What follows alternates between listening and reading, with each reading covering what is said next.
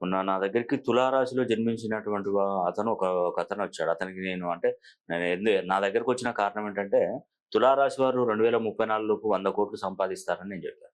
దానికి చూసి మీరు చెప్పింది నిజమే సార్. నాకు అదృష్టం, దురదృష్టం జస్ట్ కొంత తేడాతో మిస్ అయిపోతుంది. ఒక ఫారిన్ నుండి వచ్చే ఒక డీల్ అనేది గూడా ఆర్‌బీఐ త్రూ నేనొక డీల్ జేశాను.